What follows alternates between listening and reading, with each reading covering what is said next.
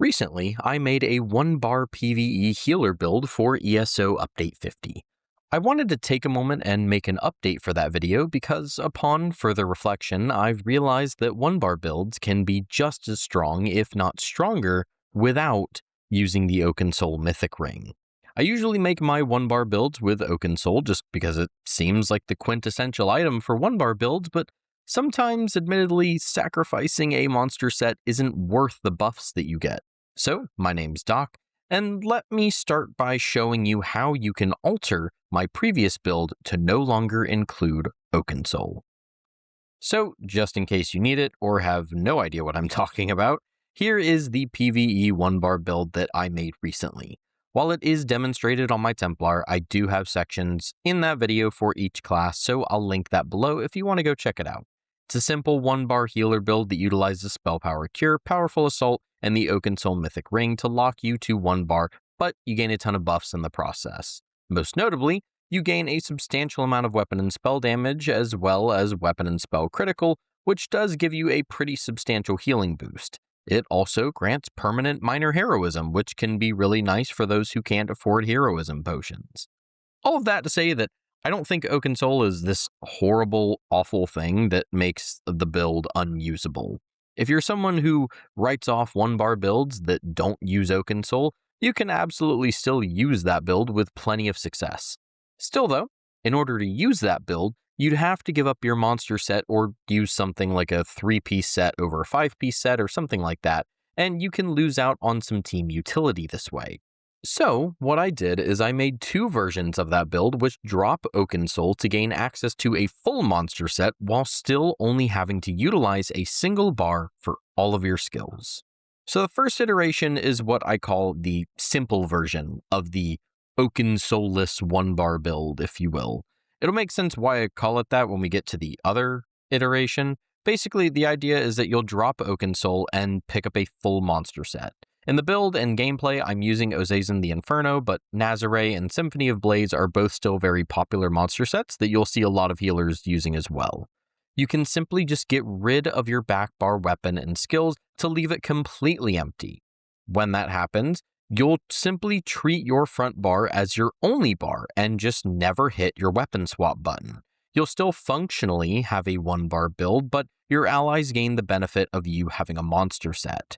For this iteration specifically, there isn't a massive difference between this and the original Oakensoul version, so again, if you just really have an attachment to Oakensoul, you can use the original build with plenty of success.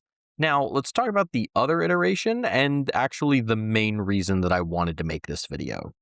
So this is the other version, or what I lovingly call the Cloudrest version. Instead of using Oakensoul or leaving your back bar empty, you simply copy your front bar to your back bar. You'd use the exact same restoration staff and identical skills on both bars. This can be more expensive to set up, but it offers a very specific purpose. For those that are new to Trials or maybe just haven't done Cloudrest, there is a specific mechanic found in that trial called Voltaic Overload. It's found whenever your group is fighting Reliquin, whether that be individually or alongside Samaja. The way that it works is that Reliquin places a debuff on you that requires you to swap bars. If you don't swap bars, you'll take ramping damage over time that also hurts allies in a massive radius around you. Obviously, if you receive this debuff while using Oakensoul, you can't swap bars. I do believe Zoss made it so that Oakensoul users will be prioritized less when Reliquin picks a target to receive the debuff, but that doesn't mean you can't get it. And if you're using the simple version, you have to nail the swap timing, otherwise you'll be stuck on an empty, useless bar. This ensures that when you have to swap bars, whether that be for Voltaic Overload or for any other bar swapping mechanics in the future, that you can still enjoy a 1-bar build while minimizing some of the drawbacks. In conclusion, I know this was a super quick video, but it was one that I felt I needed to make. I received some very valid criticism over my other 1-bar healer, and it is, again, very fair considering I rarely use 1-bar healer builds outside of making videos, so I wanted to offer more options in an effort to provide the best possible content for you guys. I promise the 1-bar PvP healer build is still coming very soon.